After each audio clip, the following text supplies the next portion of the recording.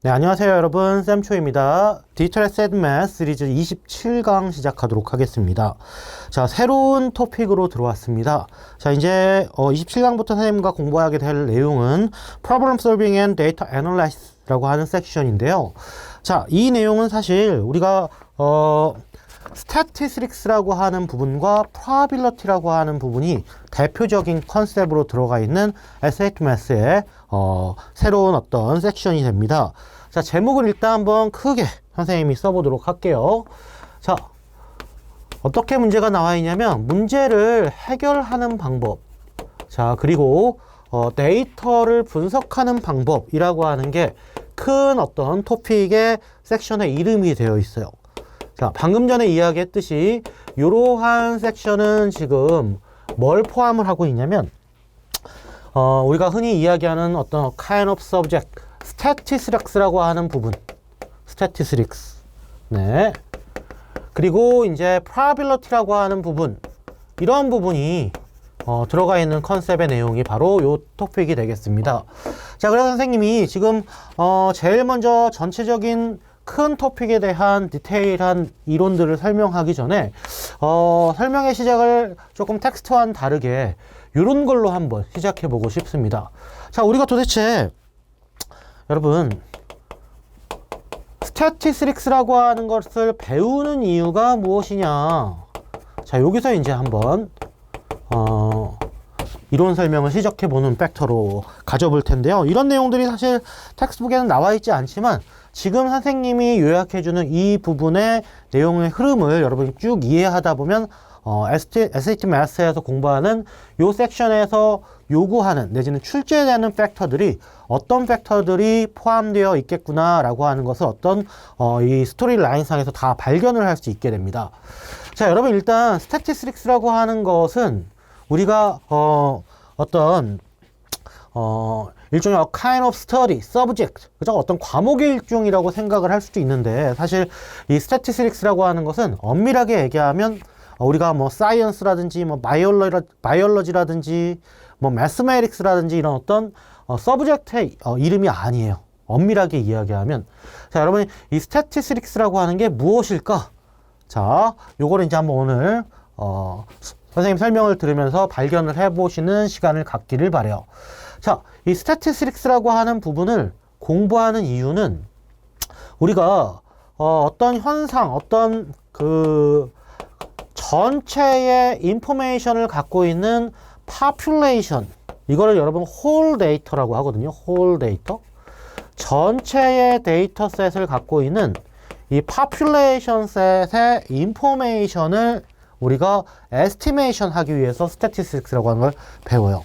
자, 여러분 population이라고 하는 건 다시 한번 이야기하지만 어떤 과학적인 내용을 조사하는 데이터셋의 전체의 내용, 전체의 데이터를 우리는 whole dataset이라고 이야기하는데 박스를 조금 이쁘게 그려보려고 하는데 약간 기울여서 박스가 그려지긴 하지만 뭐 괜찮습니다.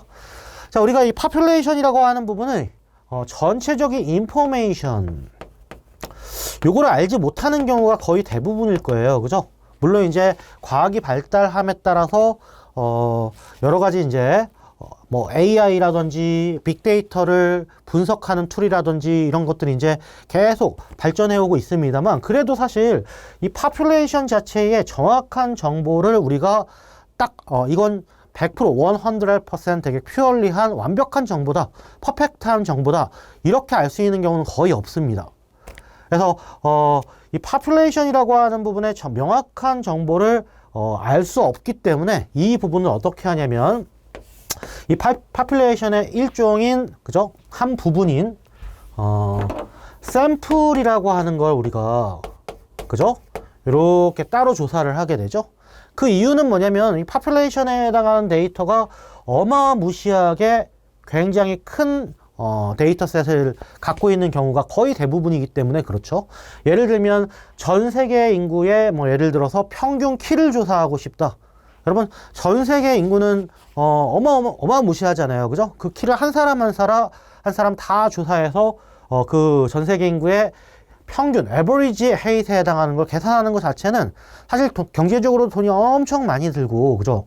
사실 그 정보를 우리가 실제로 돈을 많이 들여서, 시간도 많이 들여서 계산을 했다라고 가정할 때, 그 결과가 딱 만들어진 순간, 이 지금 population information이 다시 바뀌어버리는, 변동성 있는, 이런 형태의 결과를 얻어낼 수 있는 게 사실이죠. 왜냐면 우리가 전체 인구에 해당하는 평균키를 조사했다 하더라도 그 평균키가 조사가 된 순간 새로운 어떤 아이들이 태어나거나 아니면 이미 이제 죽음을 맞이하는 사람들이 있거나 이런 어떤 그 현상으로 인해서 이 population information은 계속 바뀌게 되어 있거든요.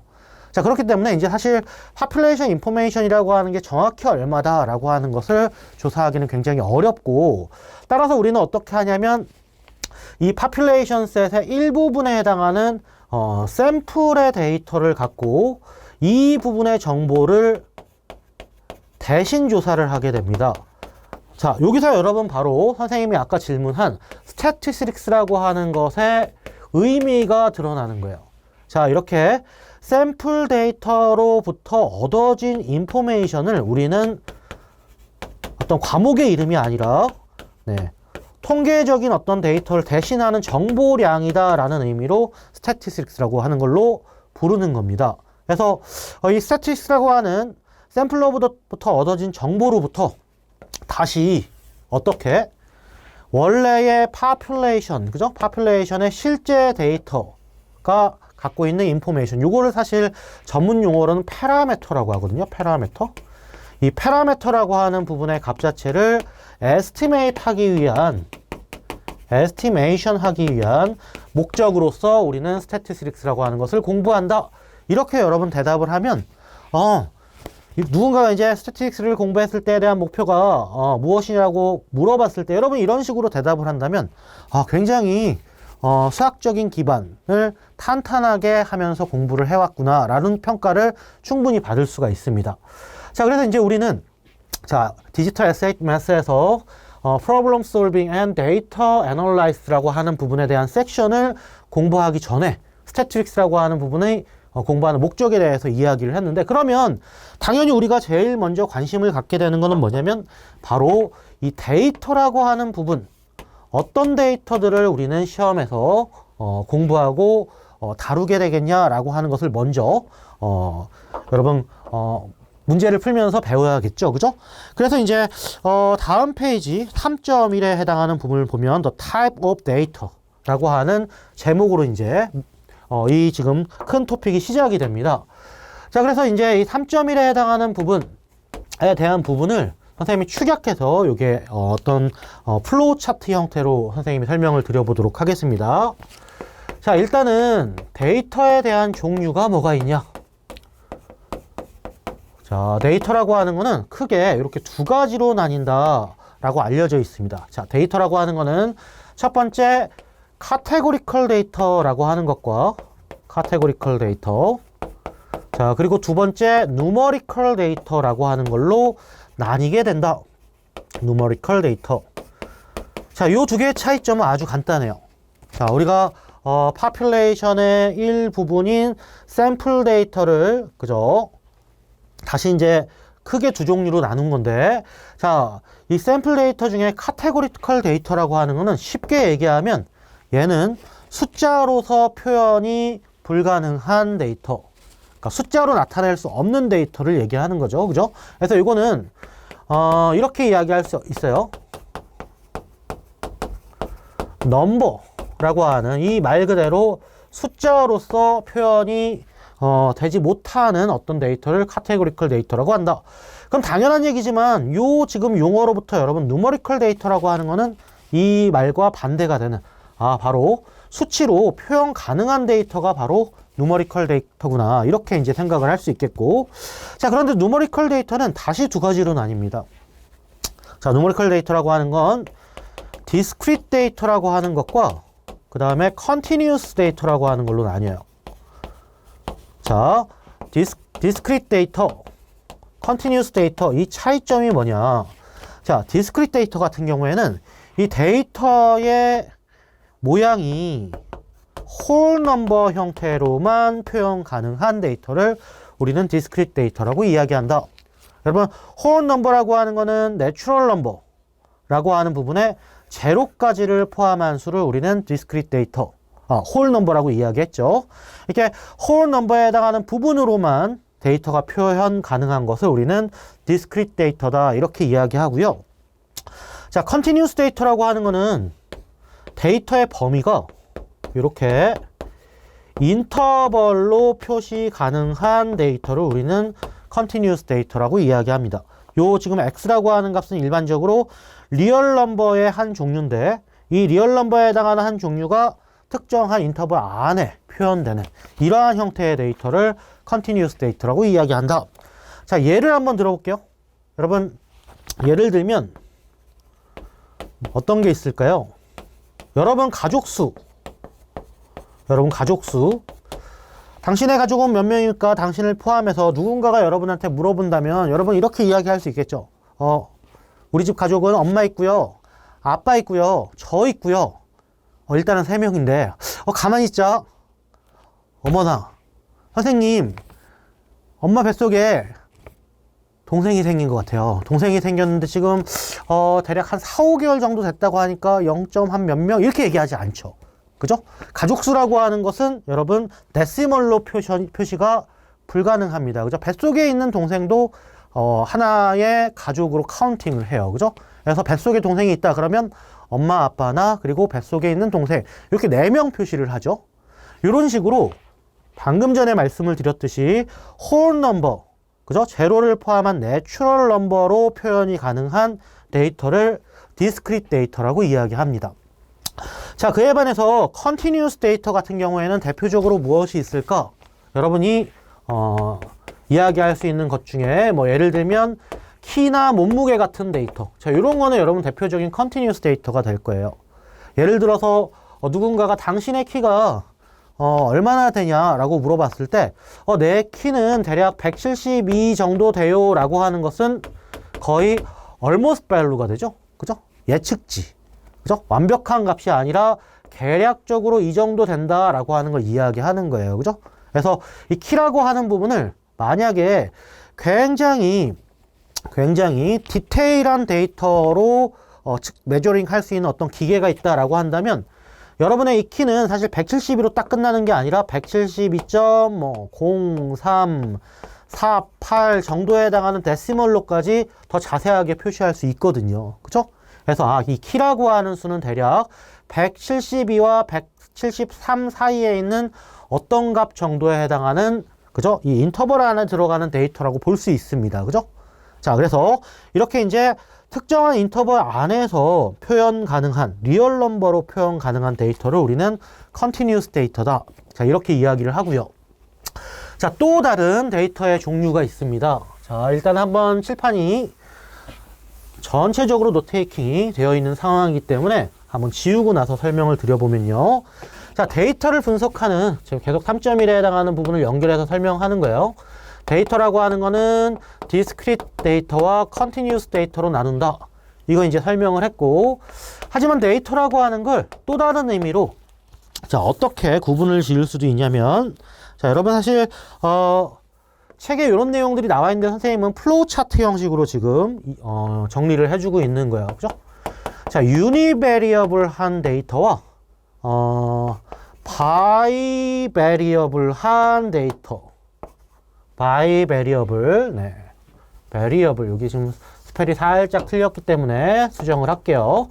바이베리어블한 데이터 내지는 뭐 트리플한 형태, 그 다음에 쿼틱한 형태도 있지만 이런 것들을 다 합쳐서 이제 멀티베리어블한 데이터 이렇게 이야기하기도 하거든요.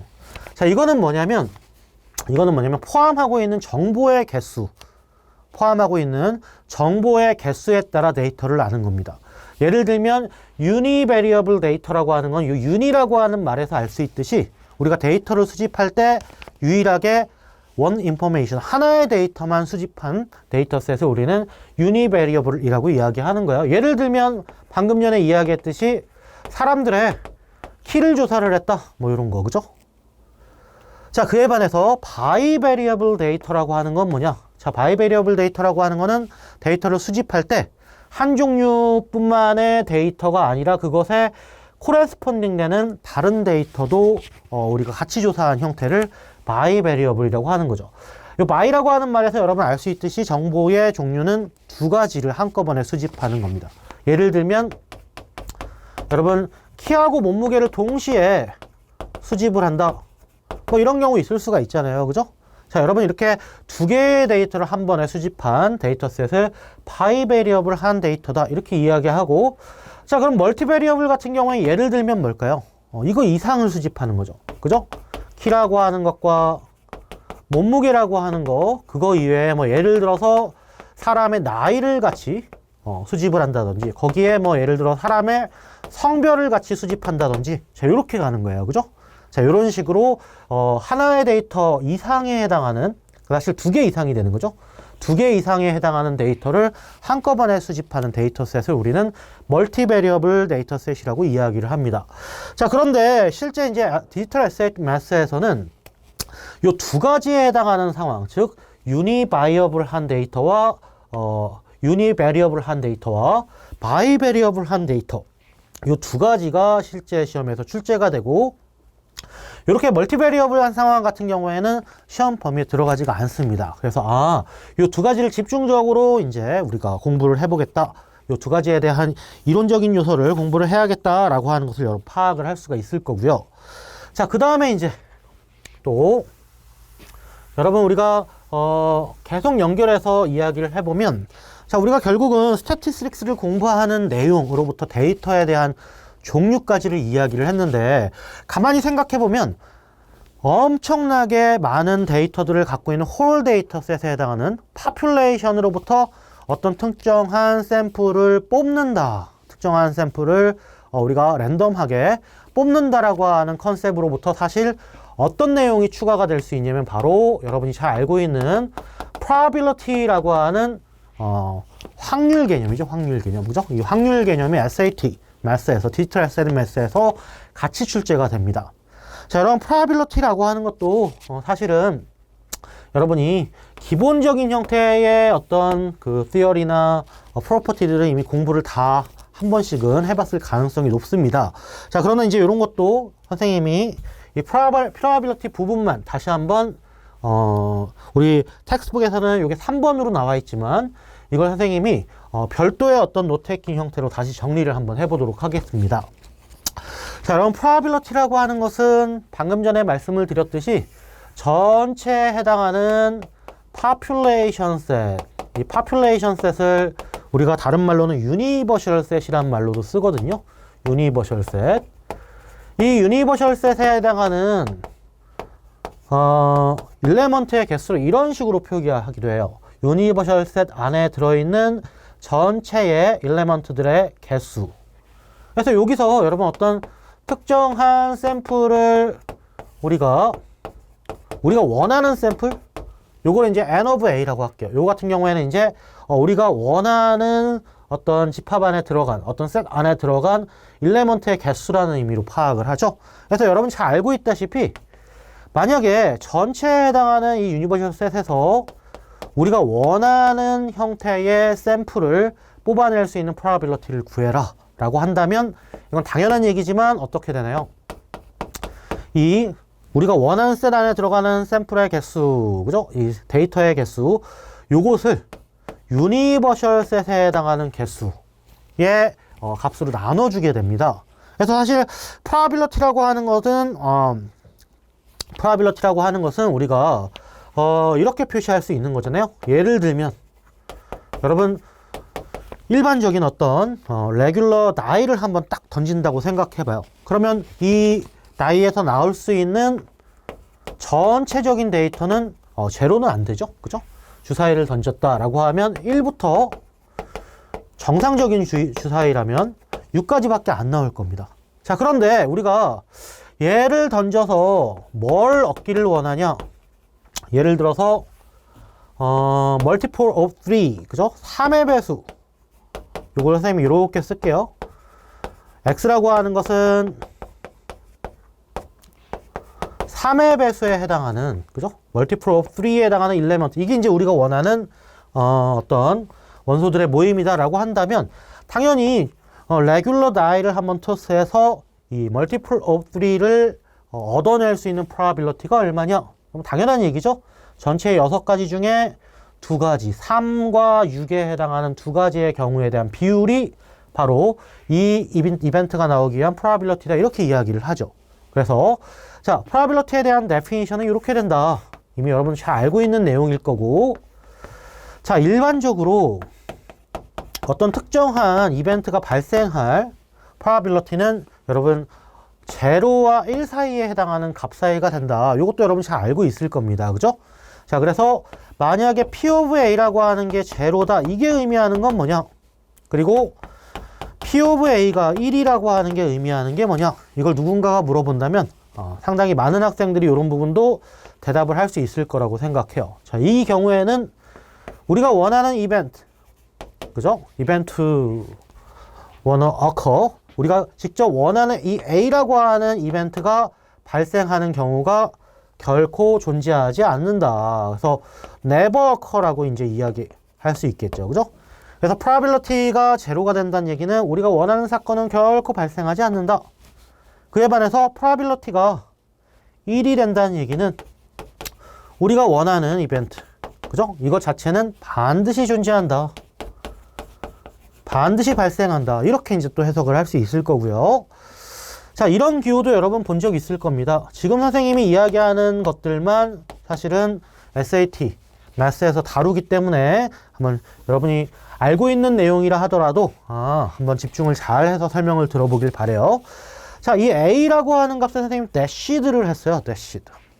수학을 만약에 진도를 엄청 많이 나간 사람 같은 경우에는 대시드 하면 캘큘러스에서 나오는 기호 아닌가요? 이렇게 이야기할 수 있는데 그렇지 않고요. 이렇게 이제 probability, 그 중에서도 SAT 매스상에서만 등장하는 요런 내용을 정리했을 때 요게 대시드가 의미하는 건 뭐냐? 자, 요거를 경우에 따라서는 요렇게 쓰기도 해요. 대시드 대신에 C로 쓰기도 합니다. 자, 요거를 우리는 뭐라고 하냐면 complementary set이라고 이야기해요. complementary set. 자, A라고 하는 이벤트의 바깥쪽에 있는 셋이라고 하는 겁니다. 만약에 우리가 주사위를 던졌을 때 멀티플 오브 3가 나오는 일레먼트들을 A라고 한다면 여러분 A 대시드는 뭐가 되냐? 이거는 바로 전체에 해당하는 유니버셜 셋에서 우리가 원하는 일레먼트를 제외한 바로 1, 2, 4, 5에 해당하는 값을 이 어떤 이벤트 상에서의 complementary set of set A라고 이야기하는 거예요. 자, 이해가 되시죠? 그래서 complementary set이라고 하는 거는 우리가 원하는 사건의 바깥쪽에 있는 사건을 의미하기 때문에 따라서 이렇게 probability of complementary of set of A라고 하는 게 뭐냐? 이렇게 누군가가 물어본다면 여러분 당연히 포뮬러는 이렇게 만들겠죠. 전체 probability의 값은 모든 사건이 발생할 수 있는 전체 probability는 1이기 때문에 거기서 특정한 사건, 우리가 원하는 사건이 발생하는 확률을 빼주면 바로 complementary set에 해당하는 probability가 된다. 이렇게 우리가 파악을 할 수 있을 거고요. 자, 한 가지 더. 자, probability에서 출제가 되는 또 다른 컨셉을 정리를 해보면 바로 네 번째 conditional probability라고 하는 겁니다. 이 conditional probability라고 하는 게 여러분 기호로는 되게 어려워 보여요. 자, 요렇게 씁니다. 요렇게. 자, conditional probability에 해당하는 부분은 가만히 살펴보면 이게 지금 뭐가 있냐면 바 형태로 이루어져 있고 B가 있죠. 요 바 형태로 이루어진 거를 우리는 given that으로 읽습니다. given that. 자, 그럼 결국 어떻게 되냐면 probability of event A죠. A라고 하는 이벤트가 발생할 확률. 그런데 given that, 컨디션이에요, 컨디션. 그런데 컨디션에 해당하는 것은 뭐냐? given 컨디션에 해당하는 거. given 컨디션. 요렇게 쓸까요? given 컨디션. 이거는 이미 우리가 A라고 하는 사건이 발생하기를 원하지만 그 이전에 이벤트 B라고 하는 것이 먼저 일어났다. 먼저 일어났다는 의미이기 때문에 이렇게 선생님이 has already occurred라고 노테이킹을 지금 해주고 있어요. 이렇게. 이미 사건이 먼저 발생했다. 자, 그러니까 뭐냐면 B라고 하는 컨디션이 미리 발생한 상황에서 A가 일어났기 때문에 전체에 해당하는 사건은 그죠? 유니버셜 셋상에서 생각하는 게 아니라 이 지금 이미 발생한 B라고 하는 사건이 유니버셜 셋으로 줄어들게 되죠. 그죠? 이렇게 이제 생각을 하는 거야. 자, 그래서 컨디셔널 프로바빌리티라고 하는 것을 계산하는 방법은 일단은 이렇게 알려져 있습니다. 자, 선생님이 먼저 노테이킹 하면 이렇게 노테이킹 할 수 있는데 바로 요거예요. 자, B가 발생할 확률을 아래쪽에다 놓고 A라고 하는 부분과 B라고 하는 부분이 동시에 발생하는 부분을 위쪽에다 놓는다. 네, 사실 여러분 이 포뮬러 자체를 이용한 형태로 SAT에서 출제가 되지는 않지만 요 포뮬러 자체를 직접적으로 이용하는 문제가 출제가 되지는 않아요. 그러나 컨셉 자체는 사실 이 부분을 여러분이 이해를 해야만 컨디셔널 프로바빌리티 SAT 문제를 훨씬 손쉽게 풀 수 있기 때문에 선생님이 이 부분은 조금 더 자세하게 설명을 하겠습니다. 자, 예를 들면 선생님이 지금 컨디셔널 프로바빌리티를 설명할 때 이런 예를 되게 많이 들거든요. 자, 20명의 학생이 있는 어떤 클래스가 있어요. 클래스. 한 반이 있어요. 자, 근데 여기에 남학생이 있습니다. 남학생은 11명 있어요. 자, 남학생에 대한 집합을 선생님이 B로 놨어요. 자, 남학생의 집합을 B로 놨다면 G는 당연히 뭐가 될 거야? G. 자, G라고 하는 건 남학생의 반대말이니까 여학생 하면 이상하죠. 그죠? 여러분 좀 이상하잖아요. 이게 남학생인데 이게 여학생이면 이 중간에 있는 이 학생들은 뭔가요? 다른 선배들도 항상 낚입니다. 이 B라고 하는 게 남학생이면 G는 여학생이 절대 될 수 없어요. 그죠? 자, 이거를 그냥 선생님은 안경 낀 학생으로 둔 겁니다. 안경 낀 학생. 여학생이 아니에요. 여러분, 여학생은 당연히 이 남학생이 20명 중에 11명이라면 이 바깥쪽에 있는 9명이, 그죠? 바로 여학생이 되겠죠? 네, G는 여학생이 아닙니다. taken glasses. 안경을 낀 학생에 쓴 거예요. 그래서 선생님이 요거를 그냥 이렇게 놓을게요. 7명, 4명, 자, 그리고 3명. 그러면 당연히 요 바깥에는 6명이 있겠죠? 그래야만 전체적으로 10명과 10명의 합인 20명이 되기 때문에 이 반에는 7명의 학생이 있는 거예요. 7명의 학생. 자, 그런데 문제를 지금 어떻게 이야기할 거냐면, 자, 얘하고 얘를 한번 구해봐라. 이렇게 한번 문제를 내보겠습니다. 자, 요 세 가지만 잘 이해를 한다면 왜 컨디셔널 프로바빌리티의 포뮬러가 이렇게 만들어지는가 라고 하는 걸 여러분이 단번에 이해를 할 수가 있습니다. 자, 잘 보세요. 자, 우리가 전체 20명의 학생 중에서 한 명의 학생을 랜덤하게 골랐을 때 그 학생이 남학생이 뽑힐 확률은 얼마냐? 자, 프로바빌리티의 전체 데피니션이라고 하는 건 유니버셜 셋 가운데 20명이죠. 우리가 원하는 사건 안에 들어가는 일레먼트에 대한 비율을 우리는 프로바빌리티라고 했기 때문에 자, 20명 중에 남학생을 뽑을 수 있는 확률은 당연히 20분의 11이 되겠죠. 이거 여러분 충분히 이해가 가능할 거예요. 자, 두 번째. 자, 얘가 의미하는 건 뭐냐면 이런 걸 여러분 사실 인터섹션이라고 읽기도 하고 그냥 간단하게 and로 읽어줘도 돼요. and. 그래서 이게 의미하는 건 자, 프로바빌리티는 프로바빌리티인데 한 학생을 뽑았어요. 자, 근데 그 학생이 남학생이면서 동시에 안경을 낀 학생으로 뽑힐 확률은 얼마냐? 자, 이렇게 물어본다면 여러분 계산을 어떻게 할 수 있냐? 당연히 20분의 안경과 남학생의 조건을 동시에 만족하는 건 4명입니다. 4명. 20분의 4. 이렇게 쓸 수 있겠죠. 자, 그런데 자, 요거 한번 잘 보세요. 요거. 자, 얘가 의미하는 건 뭘까? 자, 선생님이 이렇게 바라고 하는 기호는 기분 컨디션을 나타내는 의미다 라고 얘기했어요. 그죠? B라고 하는 이벤트가 일단 먼저 발생했다라고 하는 표시를 이렇게 표시한다 그랬어요. 그죠? 자, 그러면 얘가 의미하는 건 뭘까요? 얘가 의미하는 건 학생 한 명을 뽑았는데 그 학생이 안경 낀 학생으로 뽑혔다라고 하는 걸 이미 알고 있는 상황이에요. 기분 컨디션이죠? 그죠? 그러면 여러분 학생 한 명을 뽑는데 안경 낀 학생이 뽑혔다라고 한다는 이야기는 전체 유니버셜 셋이 20명이 아니라 이제 몇 명으로 줄어드는 건가요? 바로 7명으로 줄어드는 겁니다. 여러분 충분히 이해가 되시죠? 아, 전체에 해당하는 학생 중에 안경 낀 학생이 먼저 뽑혔구나. 요거를 옐로우 컬러로 이렇게 다시 덧칠을 하겠습니다. 아, 전체는 7명. 자, 그러면 요 부분이 전체거든요. 안경 낀 학생이 이미 뽑혔다는 가정하에서 다시 한 학생을 뽑을 때 그 학생이 남학생이 뽑힐 확률은 얼마냐? 당연히 4명이 된다. 이렇게 파악할 수 있죠. 자, 그런데 이 부분. 자, 이 부분은 이렇게도 생각할 수 있어요. 7 over 4라고 하는 거는, 4 over 7이죠. 4 over 7이라고 하는 거는, 자, 전체에 해당하는 식을 20으로 이렇게 나누면 어떤 형태가 될 것이냐, 20. 자, 이렇게 나눠볼게요.